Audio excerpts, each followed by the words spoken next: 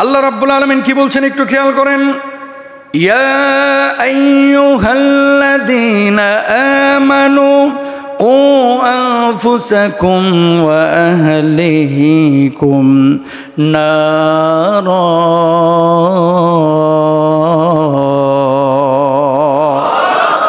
রাব্বুল আলামিন বললেন, তোমরা নিজেরা জাহান্নামের আগুন থেকে বাঁচাও, পরিবারের সদস্যদেরকে জাহান্নামের আগুন থেকে বাঁচাও। এই জাহান্নাম কোন জাহান্নাম? রাব্বুল আলামিন এটাও বললেন, ওয়াকুদুহান নাসু ওয়াল হিজারাতু আলাইহা মালাইকা। জোরে বলেন আল্লাহু আকবার। যেই জাহান্নামের ইন্ধন হবে মানুষ আর পাথর। আল্লাহু আকবার। প্রিয় ভাইরা আমার, আগুন যখন জ্বলতে চায় না আমরা শুকনো লাকড়ি দিই, আগুন যখন জ্বলতে চায় না আমরা তখন কি দিই? কেরোসিন দিই। আগুন যখন জ্বলতে চায় না তখন আমরা বিভিন্ন উপায় অবলম্বন করি। ওই জাহান্নামের মধ্যে আল্লাহ রাব্বুল আলামিন দুনিয়ার মানুষকে যখন নিক্ষেপ করবেন, জাহান্নামের আগুন যখন জ্বলতে চাইবে না, আল্লাহ রাব্বুল আলামিন ওই মানুষকে আর পাথরকে জাহান্নামের মধ্যে দিয়ে অঙ্গার বানাইবেন, আর জাহান্নাম মানুষের রক্ত গোশত এগুলোকে পেয়ে দাও দাও দাও দাও করে জ্বলবে। জোরে বলেন আল্লাহু আকবার। ও কলিজার টুকরা ভাইরা আমার, দুনিয়ার আগুনকে 1 মিনিট 2 মিনিট আমরা সহ্য করতে পারি না।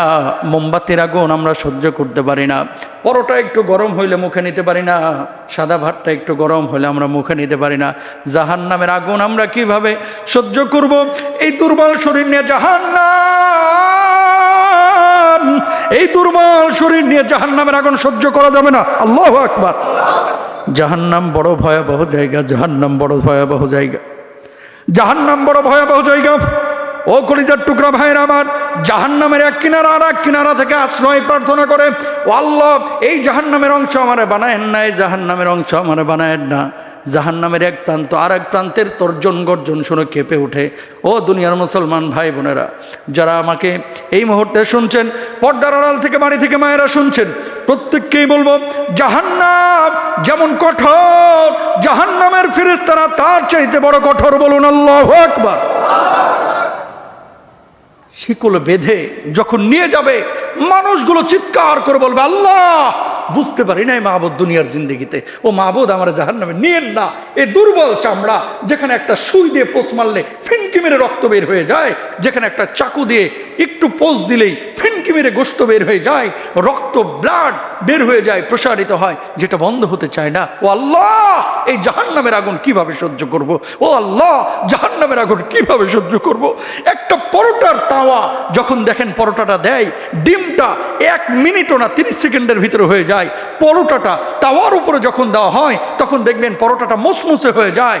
যখন ভাতটা টকবক টকবক করে ফুটে, ওই যে ভাতের মাড়গুলো উপরে উঠলে উঠে এবং ঢাকনাটা থাপ থাপ করে আওয়াজ হয়, ভাতের মাড়ের মধ্যে ভাতগুলো যেভাবে উঠানামা করে, জাহান্নামের মধ্যে মানুষগুলো সেদিন কিয়ামতের ময়দানে উঠানামা করবে। আল্লাহু আকবার বলেন।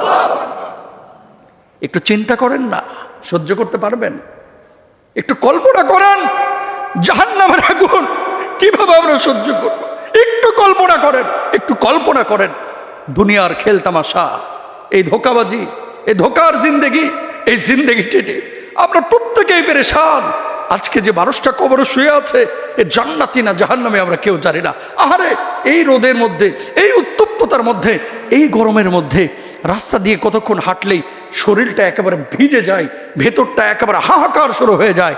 তেষ্টায় বাড়িতে এসে ফ্রিজ থেকে পানি পানি বের করে আপনি গলার মধ্যে ঢেলে দিচ্ছেন। এই গরমে যদি অবস্থা হয়, কিয়ামতের ময়দানে জাহান্নামের আগুনটা কত মারাত্মক হবে। আল্লাহু আকবার। কলিজার টুকরা ভাইরা আমার, কোন কোন মানুষ কিয়ামতের ময়দানে বিনা হিসাবে হাসতে হাসতে জাহান্নামে যাবে। আর কিছু কিছু মানুষ নিজেরা সৎ কাজ করেছে, ভালো কাজ করে দুনিয়া থেকে বিদায় নিয়েছে, কিন্তু সন্তান সন্ততি কিয়ামতের ময়দানে আল্লাহ রাব্বুল আলামিনের সামনে দাঁড়ায় যাবে। ও আল্লাহ আমার বাপ জান্নাতে যাচ্ছে, আমার মা জান্নাতে যাচ্ছে। আল্লাহ আমার বাপ যদি এই দুনিয়ার জিন্দেগিতে যদি বুঝাইতো, যদি নামাজ পড়াইতো, যদি দিন ফলো করাইতো, দিন বানাইতো, আল্লাহ আপনি আজকে আমাকে হয়তো বা জাহান্নামে দিতে পারতেন না। সুতরাং আমার এই দায়ভার আমার বাপ মাকেও নিতে হবে, কারণ আমার বাপ মা শেখায় নাই। রাব্বুল আলামিন বললেন, কি বলো এগুলো? মানুষজন তখন জবাব দেবে, وقالوا ربنا إنا أطعنا سادتنا وكبراءنا فأضلونا السبيلا আল্লাহ, আমারে ধরার আগে আমার বাপটারে ধরেন, আমারে ধরার আগে আমার পীর সাহেবরে ধরেন, আমারে ধরার আগে আমার খতিবরে ধরেন। নাউজুবিল্লাহ বলেন না কেন? সতর্ককারী হিসেবে আল্লাহ যাকে দায়িত্ব দিয়েছিল সে আপনাকে সতর্ক করে নাই। বুঝাইতে পারছি? আপনার দায়িত্ব কিন্তু একরকম, আমার দায়িত্ব আর এক রকম, আপনার বাপ মার দায়িত্ব আর এক রকম। অনেক বাবারা চায়, অনেক মায়েরা চায় আমার ছেলেটা নামাজ পড়ুক, আমার ছেলেটা দিনদার হোক, অথচ বাপ নিজে নামাজ পড়তেছে না। হিসাব দেওয়া লাগবে না? লাগবে কি লাগবে না বলেন? এই জন্য কলিজার টুকরা ভাইয়ের আমার, নিজে নামাজ পড়বো, সন্তানদেরকে নামাজের জন্য আদেশ করবো ইনশাল্লাহ বলেন। যেগুলো জুমা না পড়ে এখন বিছনার উপরে শুয়ে শুয়ে মোবাইল টিপাটিপি করতেছে, বাড়ায় চামড়া উঠায় ফেলাবেন ছেলে মেয়ে, ভাত বন্ধ নামাজ না পড়লে। কথা বলেন ঠিক কিনা? 7 বছর থেকে আদেশ। কয় বছর থেকে? আমি খুব খুশি। ওই যে দেখেন ছোট ছোট বাচ্চা আপনারা নিয়ে এসেছেন, মনে রাখবেন এই যে দেখেন, এই যে আল্লাহর ওলি বসে আছে মাশাআল্লাহ। এই যত ছোট বাচ্চা মসজিদে বাড়বে এলাকা তত বেশি সুন্দর হবে ইনশাল্লাহ বলেন। ব্রিটিশদের একটা নিয়ম কি জানেন? ইংল্যান্ড আমেরিকা একটা রুলস হচ্ছে, এরা মুরব্বীদের নিয়ে অত ভাবে না, এরা মধ্যবয়স্ক নিয়ে এত ভাবে না, এরা ইয়াং জেনারেশন নিয়ে ভাবে। তবে তার চাইতে বেশি ভাবে এই যে 7 বছর, 5 বছর, 6 বছর, 8 বছর, 2 বছর এই বাচ্চাদেরকে ওরা বলে পিউপিল। কি পিউপিল? পিউপিল মানে হচ্ছে রাজার সন্তান, রানীর সন্তান। এই থিমটা যদি বাংলাদেশের মানুষ আমরা নিতাম, শুধু এই থিমটা, আমি দিনের কথা বলতেছি না, ইসলামের অনেক নীতি নৈতিকতা ওদের মধ্যে আছে কিন্তু ঈমান নাই। আমাদের এখানে অনেক লোক আছে যারা আমরা ঈমানের মধ্যে থাকি দাবি করি, কিন্তু ঈমানের আদব আখলাক, ইসলামের আদব আখলাক আমাদের অনেকের মধ্যে নাই। কথা বলেন ঠিক কিনা? এই যে ছোট ছোট বাচ্চাদেরকে ওরা এত পায়রুটি কেন দেয়? এদের চিকিৎসা ফ্রি, বাসে উঠলে এদের কোনো পয়সা নাই, স্টুডেন্টদের সমস্ত বাস ফ্রি। এই বাচ্চাদেরকে পায়রুটি এই কারণেই দেয় যে এরাই আগামীর পৃথিবীটা গড়বে। কথা বলে না। মুরব্বী মানুষটা এখন উনি নামাজ পড়বে, কালাম ইবাদত বন্দেগী করবে, খাবে দাবে ঘুমাবে, ঈমান নিয়ে মরে যাবে, ঝামেলা শেষ। কথা বলেন ঠিক কিনা? কিন্তু আগামীর ব্রিটেন আমেরিকা, আগামীর পৃথিবীতে গড়বে এই পিচ্ছিরা। এখন বলেন আমাদের দেশে এই যে হামে বাচ্চারা যে মারা যাচ্ছে, হসপিটালগুলোতে যে অবস্থা, এই ছোট বাচ্চাদেরকে যদি ওদের মতো আমরা প্রায়োরিটি দিতে না পারি, নেক্সট 50 বছর পরে, 100 বছর পরে পৃথিবী কোথায় যাবে সে অনুপাতে তারা বাচ্চাদেরকে পড়ায়, সে অনুপাতে বাচ্চাদেরকে তারা অ্যাডভান্স করে। আর আমাদের বাচ্চার গুলারে এখন কিন্ডার গার্ডেনে দিছি, মায়েরা সকাল থেকে সন্ধ্যা পর্যন্ত 17টা কোচিং করাইতে করাইতে জুয়ান মা বুড়ি হয়ে যাইতেছে। কথা বলে না। জুয়ান মা কি হয়ে যাচ্ছে? বুড়ি হয়ে যাচ্ছে, খালি বাচ্চাকে টানতে টানতে। ওই দেশে বাচ্চাদেরকে স্কুল থেকে যখন পাঠায় বলে দেয় বাড়িতে গিয়ে পড়াশোনা করবা না। কি করবা? ঘুমাবা। কেন? কয় বাড়িতে গিয়েই যদি পড়া লাগে স্কুলের কামটা কি? মাথা বুঝতে পারছেন কোন জায়গায় এরা লাগাইছে? আর আমাদের স্যাররা কি বলে, এই বেটা হোমওয়ার্ক করে নিয়ে আইবি কালকে 30 পৃষ্ঠা, না হলে তোর পিঠের চামড়া তুলে ফেলবো। এই কথাটা আপনি বলার সাথে সাথে ওই দেশে আইনত দণ্ডনীয় অপরাধ। আমি ওই দেশকে হাইলাইট করতেছি না, আমি শেখার কথা বলতেছি। পুরো শিক্ষা ব্যবস্থাটা আমাদের এমন অবস্থায় আছে, নেক্সট 50 বছর পরে আমরা বিশ্বকে কি লিড করব? ইরান 2000 কিলোমিটার দূরে মিসাইল পাঠাচ্ছে, আমরা 200 কিলোমিটার পাঠাইতে পারি না। আমগো মিসাইল পহিলা বৈশাখে দেখছেন না? ওরে বাপ রে বাপ, আমগো মিসাইল হচ্ছে বাঁশ দিয়ে বানানো। কথা বলেন না কেন?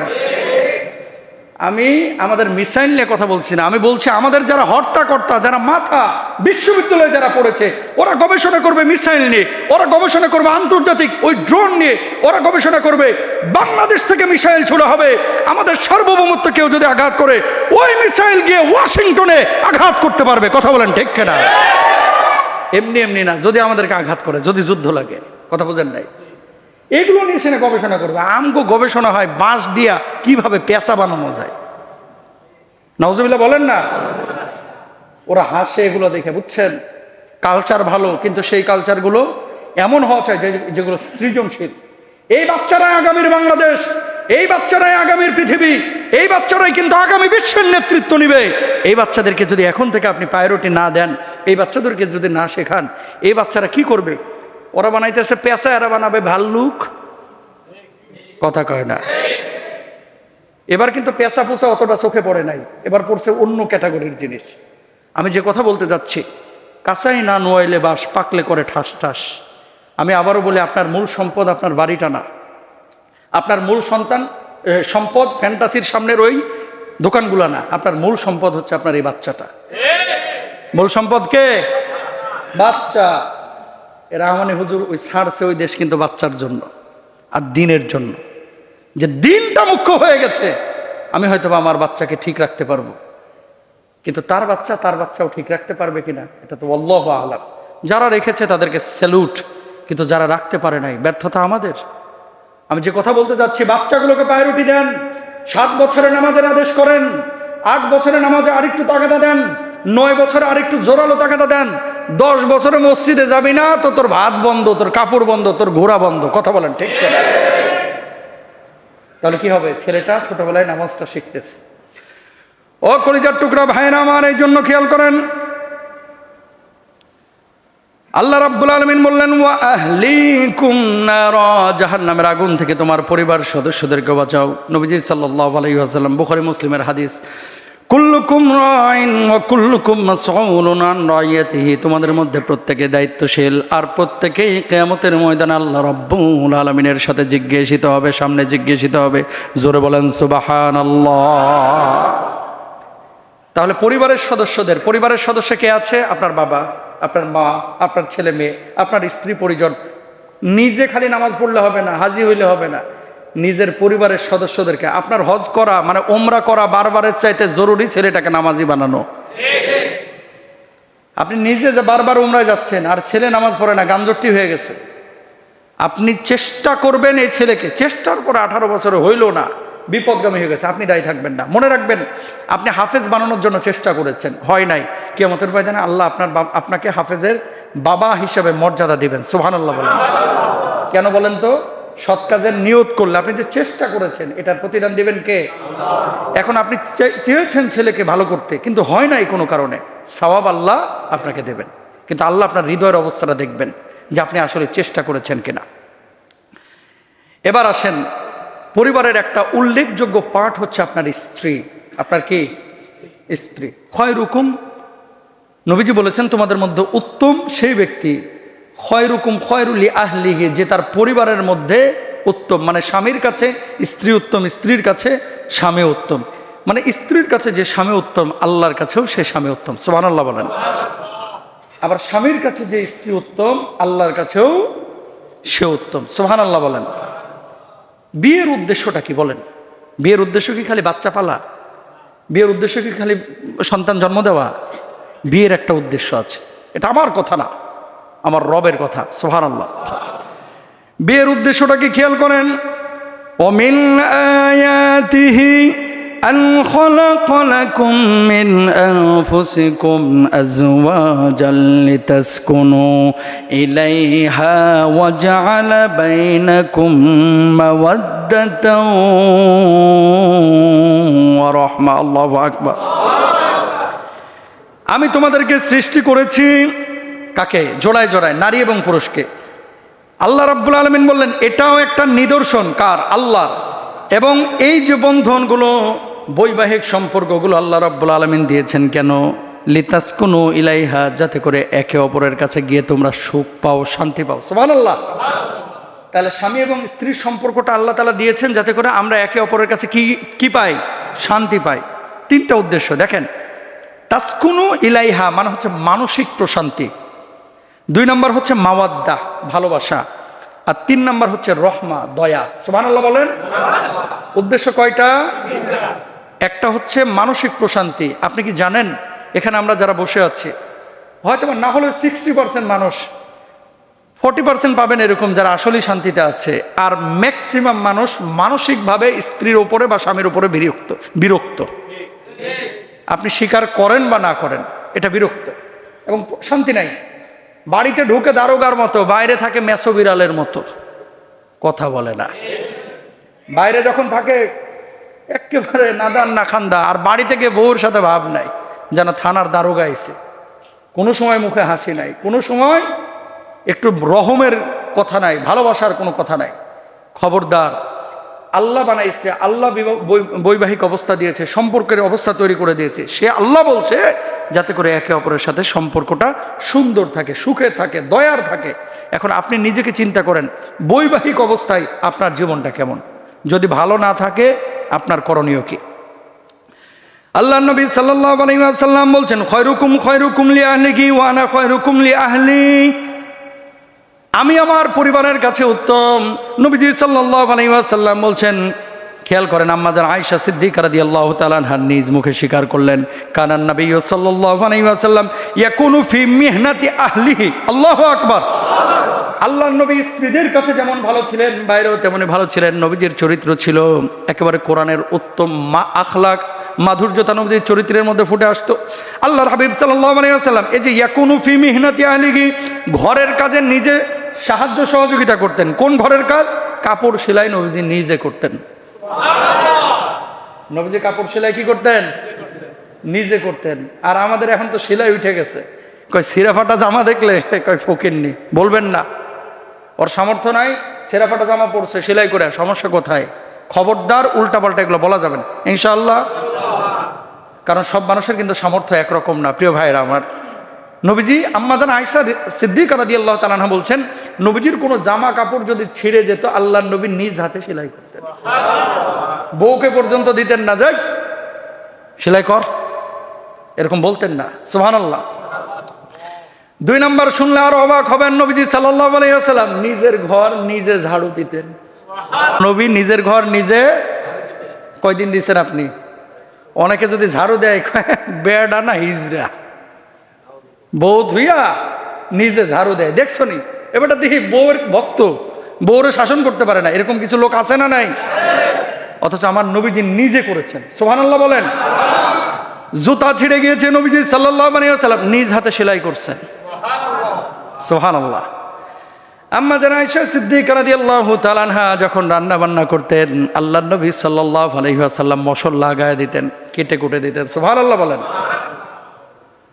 তো এগুলো যদি নবীজি করতে পারেন, আপনার আমার করার দরকার আছে না নাই?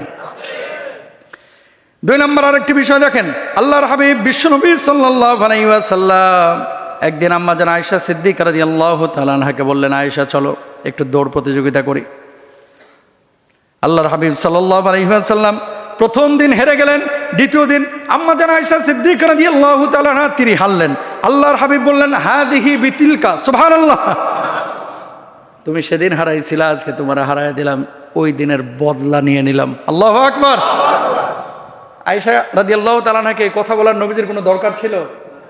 বরঞ্চ হারানোর পর আবার বলতেছে যে আয়েশা, সেই দিনের বদলাটা কিন্তু আজকে আমি নিয়ে নিলাম। একবার জোরে সরে বলেন সুবহানাল্লাহ।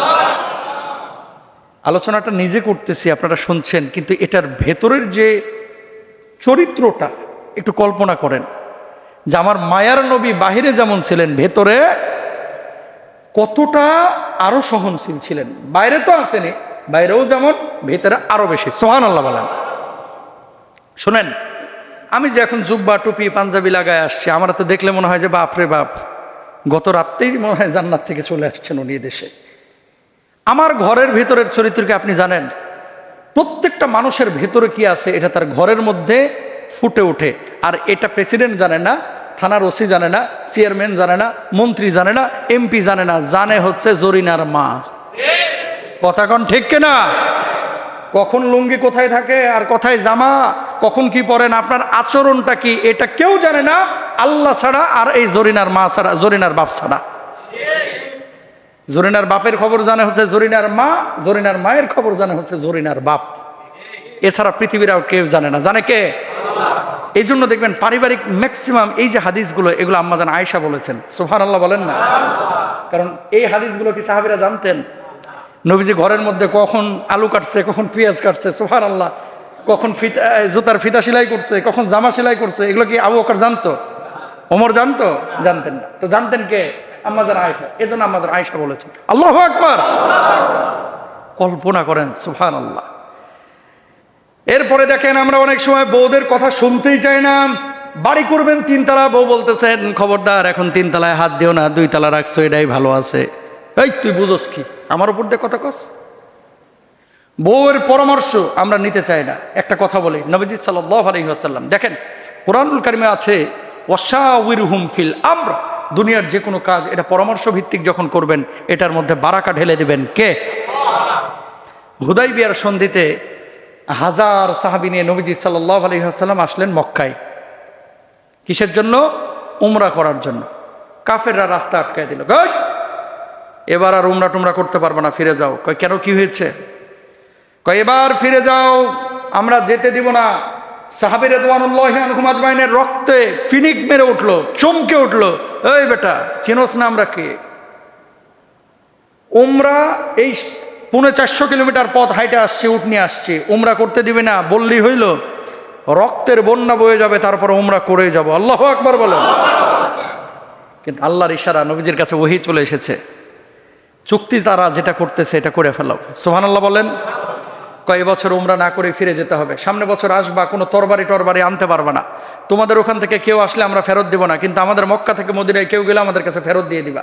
এরকম কিছু চুক্তি করলো, যেই চুক্তিটাকে বাংলা ভাষায় আপনি এভাবে সংজ্ঞায়িত করতে পারেন, মামুর বাড়ির আবদার। কার বাড়ির আবদার? কার বাড়ির আবদার? মামুর বাড়ির আবদার। তো স্বাভাবিকভাবেই তো রক্ত গরম হবে সাহাবীদের, যে আমাদের ওখান থেকে কোনো লোক যদি এখানে চলে আসে তোগো দলে, তাহলে ফেরত দিবি না, আবার তোদের এখান থেকে কেউ মদিনায় গিয়ে ইসলাম কবুল করলে এরা আবার ফেরত দিতে হবে। বুঝছেন? মানে তাল গাছটা নিজের রেখে সবগুলো চাপায়া দিছে মুসলমানদের উপরে। তো সাহাবীদের রক্ত গরম হয়ে গেছে। ইয়া রাসূলুল্লাহ, একবার খালি বলেন, দেখেন কচু কাটা করে কেটে ফেলাবো, উমরা করে যাবো না। মানে এত দূর থেকে 450 কিলোমিটার এই পাথরের পথ হেঁটে আসা কি চারটিখানি কথা নাকি? আপনারা যারা হজ্জে যাচ্ছেন খেয়াল করেন, এই গাড়ি দিয়ে যাইতেই তো আপনারা অস্থির হয়ে যান যে হুজুর আর কতক্ষণ, 8 ঘন্টা 7 ঘন্টা লেগে যাচ্ছে। সেখানে তারা হেঁটে এসেছে।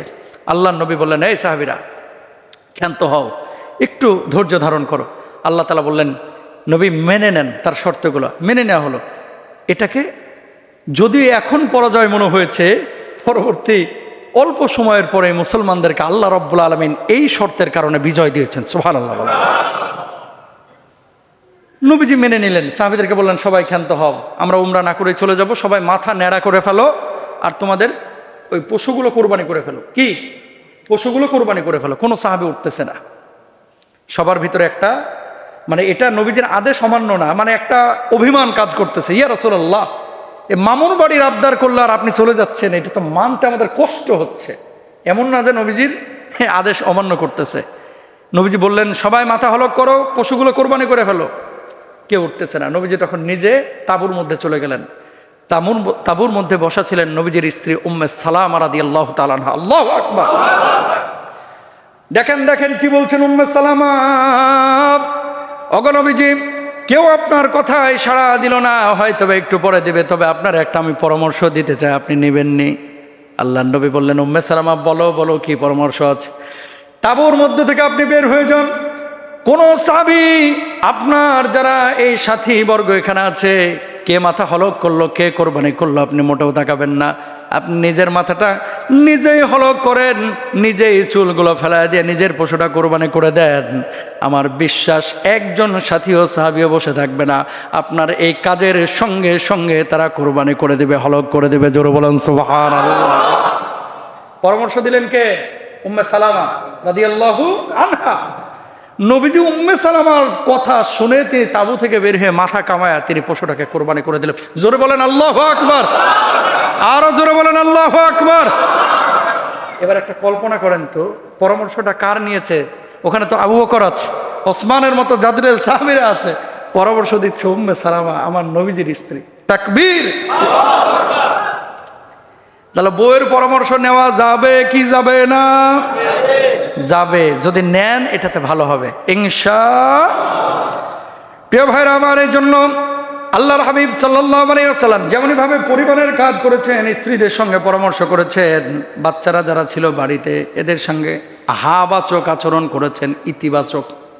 বর্তমান বিজ্ঞান একটা কথা বলছে, পশ্চিমা বিশ্বের সবাই যারা ব্রেন নিয়ে গবেষণা করে, কি নিয়ে? ব্রেন নিয়ে যারা গবেষণা করে, তারা একটা কথা বলছে, ছোট বাচ্চাদেরকে যত আপনি পজিটিভ কথা বলবেন, মানে ইতিবাচক কথা বলবেন, এরা তত পজিটিভ মাইন্ডেড হবে।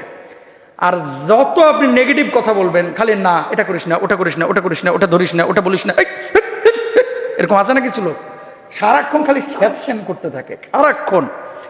যারা এই কাজগুলো বেশি করে, এদের বাচ্চা কাচ্চাগুলো পরবর্তীতে নষ্ট হয় বেশি। নাউজুবিল্লাহ বলেন। আমার নবী ছিলেন বাচ্চাদেরকে কখনো ওই যে প্রহার করেন নাই। এই যে মুরব্বীরা আপনারা এখনো আছেন এরকম, যে হুজুর গোশতগুলো আপনার, হাড্ডি আমার, হাফেজ আপনারা বানাইতেই হবে, মারিয়ালান পিডা, খবরদার বাচ্চাকে এরকম বলবেন না, ইনশাল্লাহ বলেন। আর হুজুরদেরকেও বলবো, মাদ্রাসায় যে সমস্ত হুজুর বাচ্চাদেরকে পিটাই, ও হুজুর হওয়ার যোগ্য না, ইমাম খতিব হওয়ার যোগ্য না। কথা বলেন ঠিক না? কোথায় পাইছো মিয়া বাচ্চাদেরকে এভাবে মারা? শাসনের কথা আছে কিন্তু জুলুম না। কোথায় পেয়েছো এগুলো? ভণ্ডামি। নবীজি সাহাবীদেরকে কোরআন শিখিয়েছে, মারছে? একটা দলিল দেখান যে সাহাবীদেরকে বাঁশ দিয়ে পিটায় কোরআন শিখাইছে, দেখাতে পারবেন? যদি মুফতি সাহেব থাকেন হাত তুলেন যে হুজুর আমি জানি, দেখান একটা দলিল। তো সেখানে কি তারা ইসলাম বুঝে নাই? জিবরিল আমিন যখন নবীজির উপরে কোরআন নাজিল করলেন, কোরআন আসা যখন শুরু হলো, বুকের সাথে বুক মিলে নবীজি বলছে, মানা বেকারে, আমি পড়তে পারি না। আবার আলতো করে ধরলেন, পড়ো। আবার আলতো করে ধরলেন, পড়ো। একবার না, দুইবার না, চারবার, পাঁচবার, সাতবার। নবীজির তারপর থরথর করে কাঁপুনি শুরু হয়ে গেছে, গায়ে জ্বর চলে এসেছে। কোরআন তো এভাবে নাজিল শুরু হয়েছে। আমাদের দেশের মানুষ হচ্ছে, আসলে আমরা বাপদাদা থেকে মুসলমান হয়েছি, তো পড়াশুনে তো মুসলমান হয় নাই। এই জন্য ইসলামের অনেক বিষয় যেগুলো ইসলামে নাই, এগুলোকে ইসলামের ভিতরে ঢুকায়, এটারই একটা নিয়ম বানায় ফেলাইছে। বাবা, আপনার ছেলে হাফেজ হতে পারলে আলহামদুলিল্লাহ ভালো। আপনার ছেলের জন্য হাফেজ হওয়া ফরজ না তো। মৌলিক জ্ঞান শেখানো, ইসলামে আইন শেখানো, ইসলামের ফরজে আইন যে বিষয়গুলো, মৌলিক জ্ঞান, কিভাবে নামাজ পড়বে, রোজা করবে, দিন ফলো করবে, সুদ বুঝ থেকে বেঁচে থাকবে, হালাল জীবনযাপন করবে, এটা হচ্ছে ফরজে আইন। এটা কি ফরজে আইন? হাফেজ বানানো ফরজে আইন না। যদি হয় আলহামদুলিল্লাহ, নূরুন আলা নূর, আপনি হাফেজের বাবা, কিয়ামতের ময়দানে আল্লাহ আপনাকে ইজ্জত দেবেন। না হয় পেরেশানির কিছু নাই তো, ওরে নিয়ে এসে আপনি আলিয়া মাদ্রাসায় দেন, কমি মাদ্রাসায় দেন, অন্য জায়গায় দেন, বা স্কুলে পড়াইলেও প্রতিদিন আপনি মাদ্রাসার সাথে তাল্লুকাত রাখেন। হুজুর হাড্ডি আপনার, গোশত আমার, এই গোশত আপনার, হাড্ডি আমার, এই সমস্ত কথা আগের যুগে মানুষ না বুঝা বলছে। আমার বাবা বলে আসছিল, আমার বাবাও বলে আসছিল ছোটবেলায়, কিন্তু এই কথা এখন বলা যাবে না, কারণ এখনকার বাচ্চারা অনেক সফট। মোবাইল আপনি বুঝেন কি, কদ্দুর বুঝেন? ওদের হাতে দিয়ে দেখেন। এটাকে আপনি স্কুলে শিখাইছেন? কথা বলে না। যে কথাগুলো বলতেছি এগুলো কিন্তু আমার কথা বলতেছি না। বিশ্ব চলছে এক গতিতে, বাংলাদেশ চলছে আর এক গতিতে। কথা বলেন না কেন? এই যে আইফোনটা, এই ফোনটা ওরে দেন, দেখবেন যে ও অনেক কিছু বুঝে, আপনি বুঝেন না। চাচারে দিলে চাচা খালি লারবো, এটা হলুদ সাদা, আর ফোন আসলে খালি কচ করছে, কই নীলটা কোনটা, টিপ মারে আর ধরে, আর লালটা কাটছে ফোনটা ইয়া করে দেয়, রেখে দেয়, মানে লালটা দিয়ে কাটে, সবুজটা দিয়ে ধরে। এই থিম ছাড়া আর কিচ্ছু জানে না। আর ওদেরকে দেন, দেখেন কত কি বাইর করে ফেলে। মানেটা কি? আপনি কি ওদেরকে স্কুলে শিখাইছেন? খুব চিন্তা করবেন বিষয়টা। এই জিনিসগুলো ওরা শিখছে কিভাবে? নিজে নিজে টিপে টিপে কিন্তু শিখে ফেলাইছে। তার মানে কি, যারা এটা নিজে শিখতে পারে তাদের ভিতরে ক্রিয়েটিভিটি আছে, অনেক জিনিস ওরা বুঝে যেটা আপনি বুঝেন না। তার মানে কি, আল্লাহ তাআলা তাদের মেধাটাকে ওইভাবেই কিন্তু এখন তৈরি করে দিয়েছেন। ওদেরকে যদি ওইভাবে গাইড করতে পারেন, এই ছেলেগুলোই ইরানের ওই আয়াতুল্লাহ খামেনির মতো বিশ্বকে লিড করবে। কথা বলেন ঠিক? কিন্তু আমরা পারতেছি না সেটা, এটা আমরা পারতেছি না। গোটা ব্রিটেন আমেরিকায় আর বই নাই, কিন্তু এখন বই দিয়ে পড়ায় না বাচ্চাদেরকে। তারা এখন সফটওয়্যার দেয়, অ্যাপস দেয়, ডিজিটাল করে পড়াচ্ছে। ওই দেশগুলোতে বাচ্চা কাচ্চারা স্কুলে যাওয়ার জন্য পাগল, আর আমাদের বাচ্চাদেরকে এখনো লাঠি দিয়ে পিটাইতে পিটাইতে নিতে হয়। কথা বলেন না কেন? এই যে আমার বাচ্চাদেরকে লন্ডনে ভর্তি করছিলাম না, সকালবেলায় উঠে পাগল করে ফেলায়, কখন স্কুলে যাব, কখন মাদ্রাসায় যাব। স্কুল থেকে যখন নিয়ে আসি, তারা আসতে চায় না, মনটা কালো হয়ে যায়, খারাপ হয়ে যায়। তো এই যে আগ্রহ, ওখানে যাওয়ার জন্য পাগল আর এখানে না যাওয়ার জন্য পাগল। তার মানে কি, ওই পরিবেশটা আমরা দিতে পারি নাই। আমি আপনাদেরকে বলবো, আপনাদেরও দায়িত্ব আছে ভাই, আপনাদেরও দায়িত্ব আছে। সব কিছু বাংলাদেশের স্কুলগুলোর উপরে নির্ভরশীল, মাদ্রাসার উপরে নির্ভরশীল হওয়া যাবে না। বাচ্চাদের প্রথম ইনস্টিটিউট হচ্ছে আপনার পরিবার, আপনার পরিবার, আপনার পরিবার। 50% জিনিস বাবার থেকে আর মার থেকে শিখে। আপনি যদি মুখ খারাপ করেন কারোকে, আপনার ছেলেটা ওই মুখ খারাপ শিখবে। আপনার অ্যাটিটিউড, আপনার বলা, আপনার কথা, এ সব কিছু শিখে কিন্তু আপনার থেকে, আপনার ওয়াইফের থেকে। এর জন্য আমি বলি ভাই, বাচ্চারা হচ্ছে আপনার মূল অ্যাসেট। প্লিজ বাচ্চাদেরকে সবসময় স্যানস্যান করেন না, নাবাচক কথা বলেন না, এদের সাথে পজিটিভ থিঙ্কে হাবাচক কথা বলেন এবং বাচ্চাদেরকে সৎ বানান, বাচ্চাদেরকে ইতিবাচক মনোভাব নিয়ে বেড়ে ওঠান। দেখবেন এই বাচ্চাগুলোই আগামীর বিশ্বকে লিড করবে ইনশাআল্লাহ। কবুল করুক, সবাই বলেন আমেন। প্রিয় ভাইরা আমার, এরপর আল্লাহর নবী সাল্লাল্লাহু আলাইহি ওয়াসাল্লামের স্ত্রী আম্মাজান আয়েশা সিদ্দিকা রাদিয়াল্লাহু তাআলা আনহা তিনি বলছেন, মা দরাবা রাসূলুল্লাহ সাল্লাল্লাহু আলাইহি ওয়াসাল্লাম শাইউন কাত্তুন বিয়াদিহি। জোরে বলেন সুবহানাল্লাহ। আল্লাহর নবী তার গোটা জীবনে একদিনও কোনো স্ত্রীকে মারেন নাই। আল্লাহু আকবার বলেন। নবীজি জীবনে কোনো স্ত্রীকে মারেন নাই।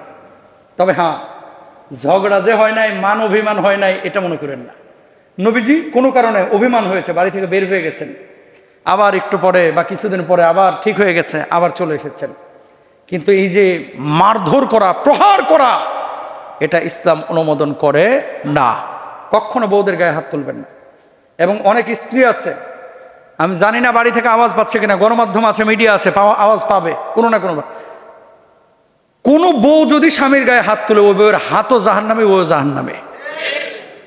যেটা এই জামানায় এখন চলতেছে, সম অধিকার, এগুলো অধিকারের অপব্যবহার। কোন স্বামীকে কোন স্ত্রী যদি গালমন্দ করে, মারে, প্রহার করে, আঘাত করে, ওই স্ত্রী জাহান্নামে। যেমনই ভাবে স্ত্রীকে মারা যাবে না, স্ত্রীর কোনো কথন বলন চলন স্বামীর সাথে এরকম অ্যাটিটিউড করা যাবে না। কারণ কোন স্ত্রী মারা যাওয়ার পরে স্বামী যদি বলে যে স্ত্রীটা ভালো ছিল, আমার আল্লাহ বলছে ওই স্ত্রী ভালো, তার জন্য জান্নাতের ফয়সালা, সুবহানাল্লাহ। আর যদি স্ত্রীকে খারাপ বলে, তাকে জাহান্নামে যেতে হবে। আল্লাহ মাফ করুক, আমিন বলেন।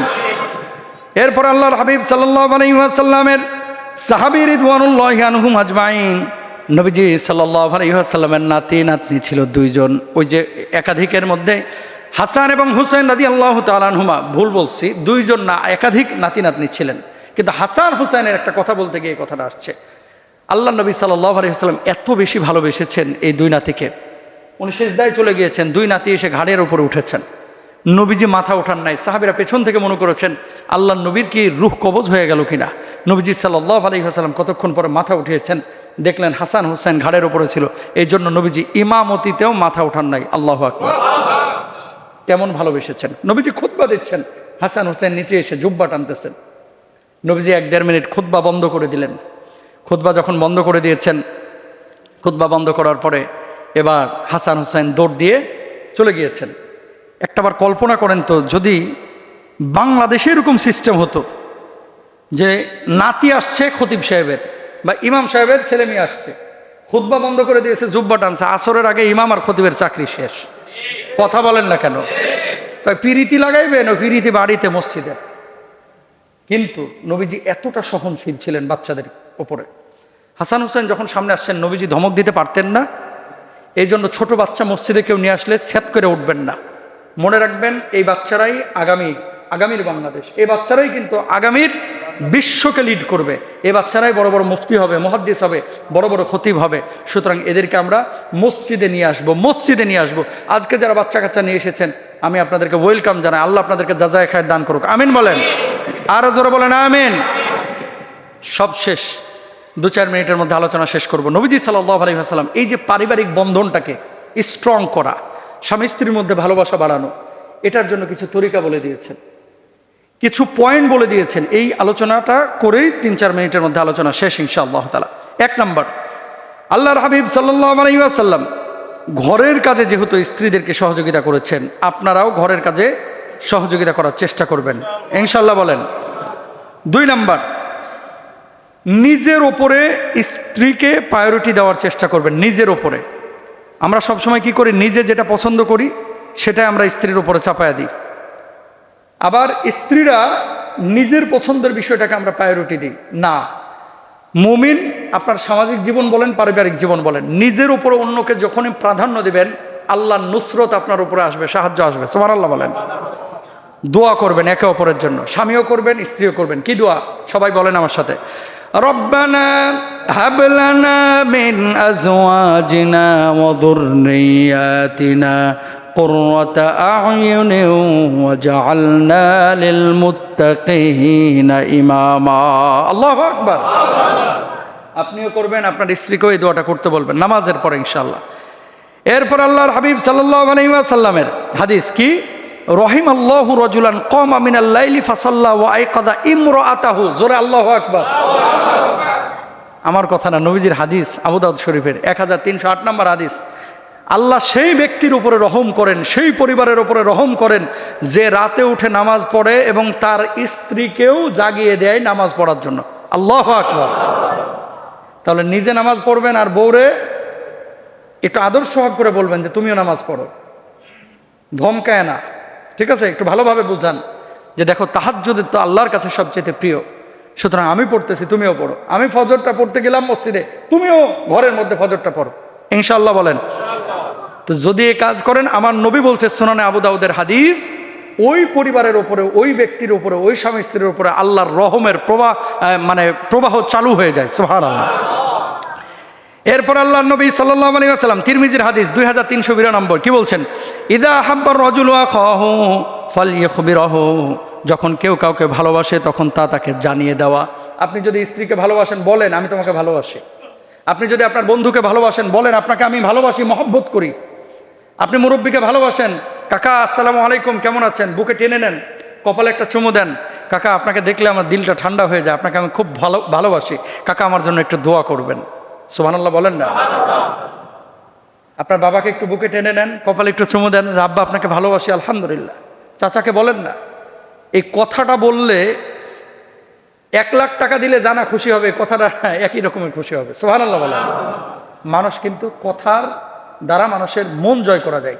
কথা দিয়ে যেমন ফিতনা তৈরি করা যায়, কথা দিয়ে সম্পর্ক বিচ্ছিন্ন করা যায়, কথা দিয়ে সারা পৃথিবীর মানুষের মনও জয় করা যায়। সুবহানাল্লাহ। এই আমার কথা না, এটা নবীজির কথা। তাহলে ভালোবাসার কথা মৌখিকভাবে বলার কথা বলেছেন কে? নবী সাল্লাল্লাহু আলাইহি ওয়াসাল্লাম। এরপর হচ্ছে তাবাসসুমুকা ফি ওয়াজহি আখিকা সাদাকা। জামে তিরমিজির 1956 নম্বর হাদিস। স্ত্রীদের সঙ্গে হাসি মুখে কথা বলা এবং নম্র আচরণ করা, এটাও সাদাকা। ধরেন 2000 টাকা দান করলে তো পয়সা খরচ হয়, একটা হাসি দিতে কয় টাকা খরচ হয়?